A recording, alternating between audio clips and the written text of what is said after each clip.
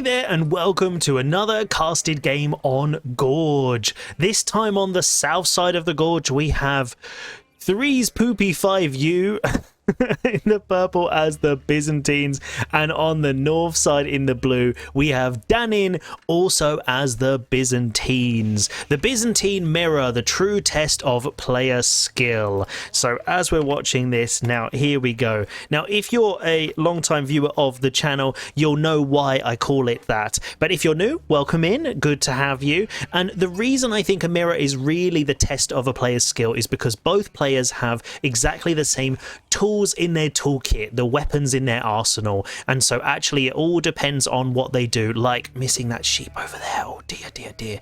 So I think it's really interesting, and especially in a matchup like this, like the Byzantines, where they can do so many different things. They have the same tools, but depending on which mercenaries they choose or which landmark they go for, it's going to make a massive difference to their gameplay. Now looking at 3's, I'm not going to say his full name every time, looking at 3's scouting path, I think it's a little bit wrong. I wouldn't do it this way. So going up into the corner is fine, but obviously if Danin decided to go all the way round here, he's going to get everything straight away. And against the Byzantines you don't really need to scout too much in Dark Age, because it's very rare that they're going to do some sort of crazy cistern rush or something. And running your oh dear, running under the TC, is he going to catch it?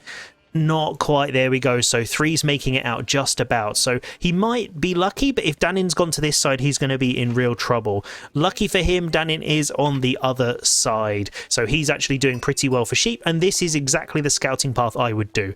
Straight across to the first cliff, down to your opponent's side to see their resources, and then back over and get the whole side. Don't want to miss those sheep though. So there's a couple of sheep that are going to be floating around now that have been missed as both of these guys are running around in the little stealth forest over there. So there should be some little pickups later. If we take a little look at their bases, it looks like both are doing a fairly standard build, but Danin is already on wood, so why he's on the wood this early, I'm not sure what he's planning on doing, but interesting. We have berries opening from Danin, which I'm expecting is going to mean we're going to see a Hippodrome very shortly, whereas as 3's is on the sheep, then I imagine we're going to be seeing a winery plop down just about here. I'd imagine here just in front of the berries, or maybe off to this side because you've got a little scoop there, so you've got a little bit more room. Now this is not a bad time. Slightly slow age up for both of these players at the moment. Usually you'd see it around 2 minutes, but aging up with 11, oh, that's a bit aggressive. I'm not sure I like that. Enough food in queue to get that up, hopefully, but yeah, there's no additional food, so I definitely won't be sending all of my food villagers away. Always keep 4, and it's also good to remember, if you didn't know, building has diminishing returns, and I don't do maths, as you all know. I'm not going to do maths while I'm doing this, but the idea is that every villager that you reduces the speed by a little bit less. So adding 8 villagers instead of 4 villagers doesn't build it in double the time. It's actually less than that. So the more you choose, yes, you get it up faster, but you aren't actually getting the same result. So I believe it's 4 builds it at half the speed of whatever the normal total is. So if it says 20 seconds, if you use 4, it will be 10 seconds. But apart from that, yeah, you don't really want to build with too many more unless you're doing a specific rush. Obviously going for the berries this early is pretty good, and we haven't had any idle time yet, which is pretty nice to see. We can see the Hippodrome up the front under the cistern influence, which I really like, and the preemptive aqueducts. This is really nice. I love to see this from Danin. So this is making me really nostalgic for playing Byzantines, as I'm playing ABBA this season at the moment. It's really making me want to get back on the Sim City of the aqueducts and the cisterns. Now I think this cistern placement is nice. For my second one, if I had this one here, which I think is actually a pretty decent one, I would be chucking the other one right in this corner all the way over here. It means the aqueduct's a bit longer, but you basically get this whole wood line and you would get your gold at the same time, and so you want to spread them out as much as you can. Now we can see actually that Danin's done his macro nicely here, so he does have enough for a first horseman, so we should hopefully be seeing that in queue any second, and he's going to be able to start getting over there and aggroing those berries. There we go, in queue. Now if we see here over on 3's side, he's going for a barrack, so he's seen that Hippodrome, but he doesn't have his second cistern just yet. Again, not so sure on that placement. I think placing it here is fine, but actually the problem that you have now, if we go to his view, is he's just about getting the berries here, but as soon as he starts putting groves around, it might be a little bit more tricky. So I would have said this system would have been much better either here or over on this corner over here, one of the two. But this isn't too bad. It's obviously it's lining them up as close as you possibly can. So shorter aqueduct, but you're really not covering a huge amount of that wood. So later you're going to want another cistern over here anyway. But we can see the barracks is up, so we're going to hopefully see some Limitinae. But here comes the first horseman trying to do some damage. Now, do we have the Traplordzites? That's the question. There's no bonus damage to villagers just yet, but popping that Triumph, I think that's a bit too early. So this is something you need to remember as the Byzantines. You don't want to be popping a Triumph when you've only got one horseman, because at the beginning you have quite a lot of tickets and then they take quite a while to refresh. So these ones, they come back every, what is it, like 30 seconds now? We'll just wait another couple of seconds and we'll see. So you can see here, there we go, it's going off. And so it's, yeah, 25 seconds. So basically the first time you use it, you get quite a bit more value from it. And you do want to save it, because once you've got 2 or 3 horsemen, you can actually take on a spear, but you need to be really careful about not getting caught by those guys. And idling up the gold is good, but against the Byzantines, you've got to know it's the oil that you need to take advantage of. And Threes has got tons of oil, but no mercenary house just yet. So this rushing up this winery isn't actually giving him the value yet. And he's going very heavily onto the gold. So whether he's planning on trying to go to castle very quickly, which against the Byzantines is not a bad idea, because they don't have a huge arsenal to deal with, you know, with armored units in feudal. There we go, my brain's starting to work again. The antibiotics kicking in. We've gone for longbows, which I think is a very standard play here for when you go for the Hippodrome, and then we've got some extra archer backup, so we're going for the classic horse archer combination. Now these spears are doing a really good job, but Danin is just Threes is just about to finish off these berries. This last bush is about to get hoovered up, and this is the risk also with sending so many villagers over to the berry bush, that's going to go very quickly, and his next berries are here at the front, so that's not really ideal. He could sneak over here and get the boar and the berries, which would be quite nice, and he could wall that in, so maybe we'll see him sneak off there. But if he starts, he's going to add groves, which I think is nice, but definitely want that mercenary house first. Don't want to waste that. So and we don't have any eco techs. Oh, we got wheelbarrow and horticulture, which is okay, but I definitely think you want your double broadaxe at this point. So let's take a look over on Danin's side. He's moving out onto the berries because he doesn't have the winery. He's going to need to keep hoovering up those berries to keep the longbows pumping. And we've got some eco-techs coming in for him. I think the level 1 mining upgrade is good, but definitely you want your wheelbarrow first. That's always going to be good, so he does have that. This one isn't on the research, so it's going to be slightly slower, but let's take a look over. We can see our horsemen getting caught by the Limitinae, but the longbows taking them out very nicely. The scout getting caught, and Threes definitely doesn't want to lose his scout here. There we go. So going for the villagers, making sure you've got to stay clear of those spears, and even the longbows are going to get caught out. Where's he going?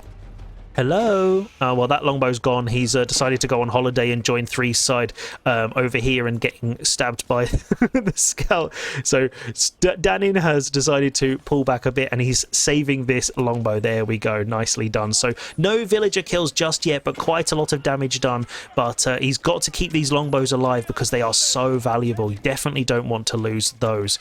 Now, where are the horsemen? They've pulled around. There's a scout over here, so Danin's doing a great job of keeping an eye. I definitely be just going around the resources because, as I suspected, Threes has snuck out onto the berries. So when you're against the Byzantines, you always need to be checking your external berries, and on Gorge it's good because you know where they're going to be. There's going to be one in a circle around your base and then another one down one of the two sides. So if you've scouted the map, you should know, and these horsemen look like they know where they're going. So if we follow these guys as they're heading over. Now, looking at the resources at the top as we follow these horsemen over, we can see that Threes has got another batch of mercenaries coming in. He's he's gone for the javelins, which is interesting. So not a bad choice in this matchup because they will counter the longbows very, very well. And then in the castle age, if we get that far, he will get camels, which will mean that all of the cavalry coming from the Hippodrome will get debuffed. So it looks like the horses haven't found those berries and they're going to be charging in, trying to do some extra damage there, idling up those groves. So that's a really nice little dive there, but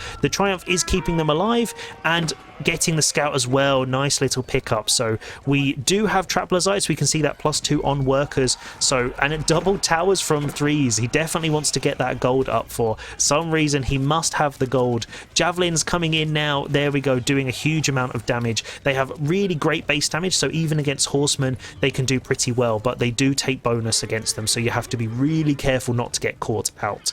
So as we can see now, Danin is doing a little bit of a tactical retreat as he's just got enough for another batch of longbows. So we can see 10 there, but looking at the macro, it does look like 3s is thinking about going to castle age very, very soon. But 1,000 on 1,000 wood, we definitely want to be using that. So a bit of long distance gathering over here. Definitely want to see another lumber camp drop down as well, and making use of that wood. It's good to remember wood is a great place to rally to if you're not sure, because then you can convert it into other things. But at this stage, with that much wood, you could probably pull all of these villagers off of wood, send them to this deer pack, and then you're absolutely loving life and your food eco will go nuts, and then you can build up your wood again. So that's, I think, a really good idea. We can also see on Danin's side, he's quite heavy on the gold. He's almost 1,200 now, so it looks like he's thinking that he needs to start going to castle age as well, and he's also out on the berries. Now with this many villagers, you could grab 8 of those and get the boar in that perfect position,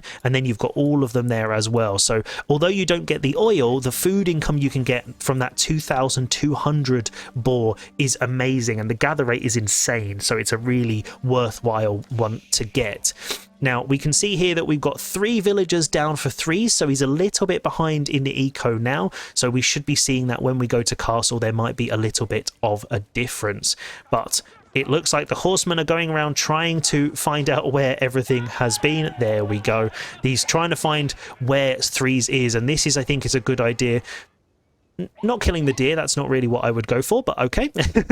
But I think this is something that you want to do. If you've got these units and you can't find any damage in the base because they're highly defended like this by the surround of the 10 javelins or the 12 javelins. Again, I don't do maths, guys.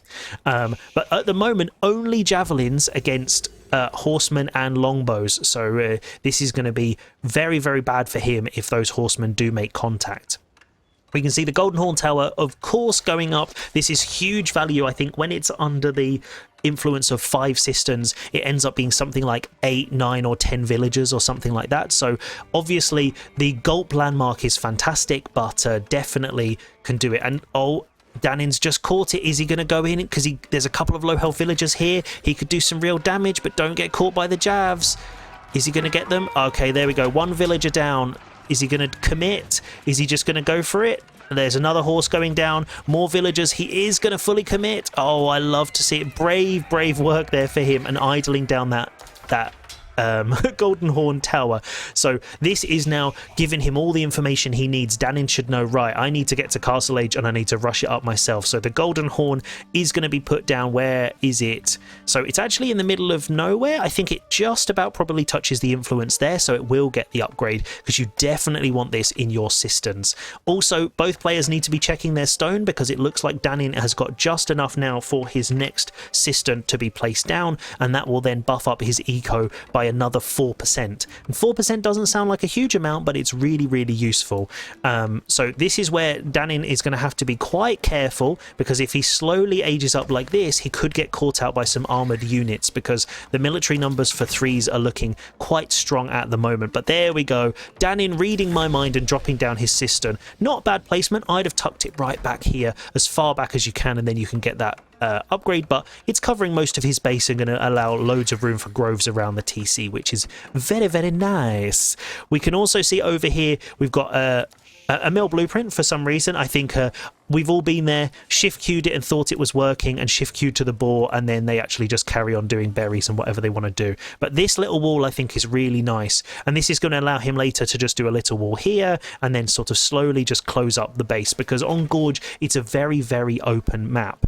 Now, if we take a look over onto 3's side, if we check out his mercenary house, we should see that he has got it upgraded. There we go. So now he's going to have the access to camels, which is going to be very, very nice for him. And he's building up quite a big force. Now, these guys definitely should be out there poking. Both players just rallying up to the front of their base. And this is something that's very common. I see a lot for gold players where they do this. And keeping the longbows here, if you're a little bit nervous, I think is actually quite a good defense. But taking these 4 horsemen and just rallying them over here, what I do is click the mini-map, a move here to the gold, down to the deer and the boar, and then I just do it around to the other gold and the deer over here. And then those horsemen would just run around and then would just find some damage. Both players in Castle Age, we're over to the resources per minute, because I know that's what all of you guys love to see. And now this is where we're going to see the action. Both players are now in Castle Age, and what's the composition going to be? We've got a couple of Varangian here for 3's, and he's floating a huge amount of wood, so I'm not sure whether he's planning a massive farm transition. He does have a nice selection of groves, and in the recent update, if we take a little look over, oh, he's caught those villagers. Nicely done. Where were they going? Where were those villagers going? That's very, very greedy.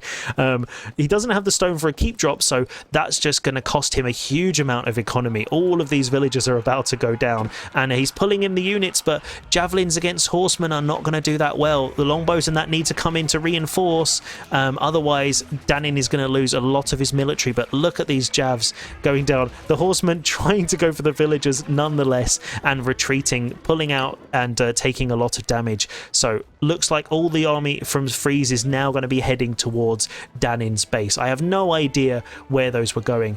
Oh, and he doesn't have the upgrade. Oh, it was blacked out because he didn't have the resources. So at the moment, both players still on their feudal longbows and javelins. But looking at these numbers, actually, I think it looks quite in favour of Danin, of 3's, because the javelins do counter the longbows and the archers very heavily, and he doesn't have anything to stop these horsemen. No cataphracts coming into queue just yet, and this is something Danin's going to have to be really careful. When you're getting attacked like this, you need to make sure you rally all of your units as far back as you can so they don't get dragged individually like this into the fray, because they're getting caught out and the numbers are going down. So the archers are targeting down those Varangian, they're gone, and now the longbows taking these. So the javelins are going to do a huge amount of damage if they focus fire those longbows. It's a little bit of overkill, but this is working pretty well in 3's favour. Now, if we take a look at the resources at the top as we're watching this fight, Danin's eco is looking particularly strong in terms of the food, but he's not got as much gold,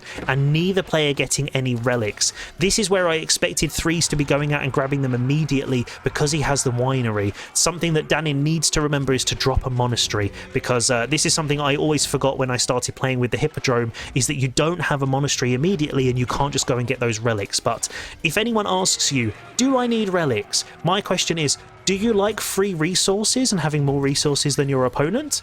If the answer is yes, which it definitely should be, then you definitely need to get relics.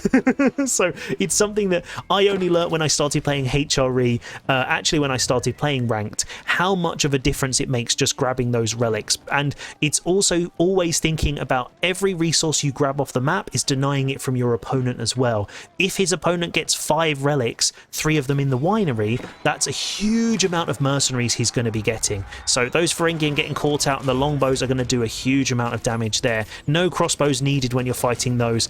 And we can see my favourite unit in queue. There's going to be a cataphract on the field ever so shortly. The horsemen trying to get a circle around. I think they're trying to catch the javelins, or yeah, there we go. So a bit of a wide berth, but this is working really well to kite around these guys, and there we go. Make sure when you're doing this, Danin, don't right click on a javelin, a move, and then they will get the surround. A nice thing you can also do is with the horsemen, click past them, they'll run faster because they're not chasing them, and then a move, they'll attack, and then you can kind of get a nice surround on them. That's really good. But that triumph has also healed up all of these units nicely, so Danin's military is looking particularly strong, and this is where you need to push because Threes doesn't have anything yet to fight with. He's trying to build up some Varangian and a lot of spears, but against those longbows, those spears and Varangian are going to absolutely melt. And here we go, another triumph being popped, so it's not going to last very long, a couple of seconds at best if my estimate is correct. But all those villagers getting caught out.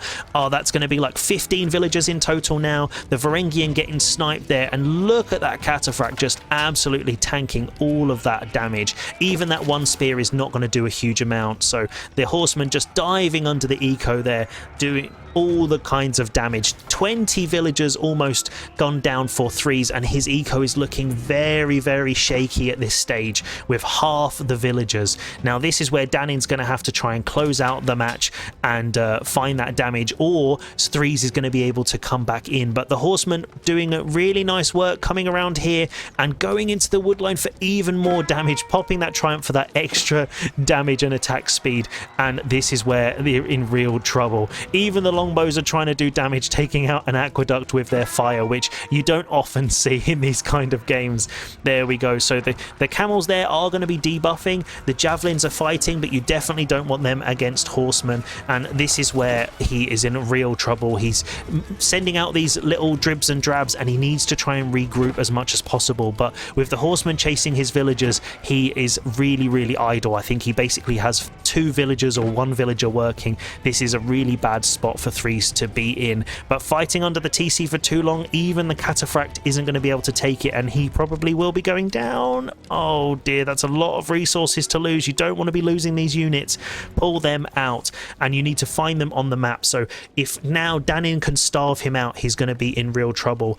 I think Threes needs to think about some sort of walls, even just a quick one over here just to stop them getting in the woodline, and then you can force the fight, because on this map it's so open. You need to find a place where you can close it off just a little bit, even if it was like, for example, a wall over here with the wood and the gold, and then it would just force the fight at the front of the base and you can get all of your units together. But we can see a Kairosophon, the fire ram is now being built over here, and I think there's probably only 1 unit building it, so we definitely want to get a few more on that. Danin, it's not going to build itself, but we can see the other mass over here, and look at this.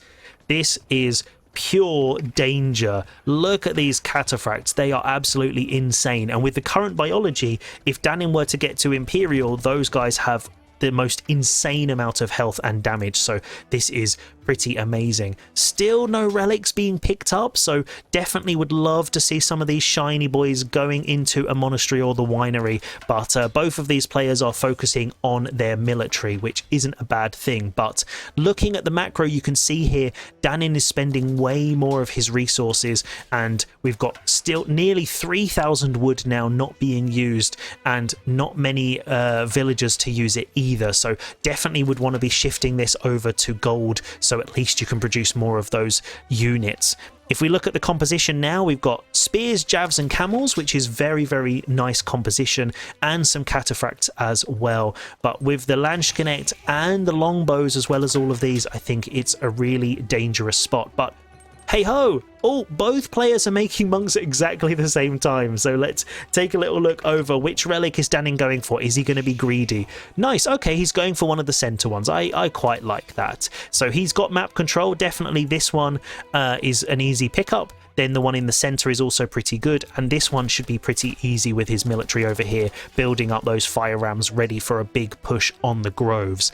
And it's also good to remember that the nerf to the groves actually means they're just as expensive as normal farms. So using your Kairosophon, you can actually target the second one and it will burn 2 at a time. So if you're here, if you choose like this one, it will actually burn like all of these all at the same time, which is incredible. So here we go, the cavalry coming in, distracting the army, and all Threes has pulled it all out at one time. Now if Danin's able to use these troops on the other side, then he's going to be able to do some huge damage while the troops are away. So let's see, they're over here waiting for their time. This is it, boys! charge, go for it. But it looks like Threes is pushing out with his whole force, trying to find those horsemen, and we've got the reinforcements at home as well, ready to defend. So both players clearly very nervous of taking a big engagement, but let's take a look over at Threes. Which relic is he going for? Nothing yet. He's built it and he's just hanging out in the olive groves, living his best Byzantine life. So I'd love to see him pop out and get a relic like this one, even a safe one, maybe trying to sneak out to the front. We'll have to wait and see, but this is nice from Danin here, regrouping all of his forces at the front of his base, ready for the big engagement. But it doesn't look like he has vision on those units, so he doesn't know they're over here, and you should see in a second when they move past here, the deer are going to jump around like they're being, there we go, like someone slapped them on the bum because the troops are moving over there. So this is going to be a huge amount of damage if he doesn't know what's coming, and this could be something that turns this game around in Threes' favor. And this is something I love to see at these lower ranks, or any rank below the High Conqueror, is that actually anything can happen and the games can be turned around very, very quickly just by doing the right thing. So there we go, monastery going, so that's the relic out now, not being kept safe, and here we go.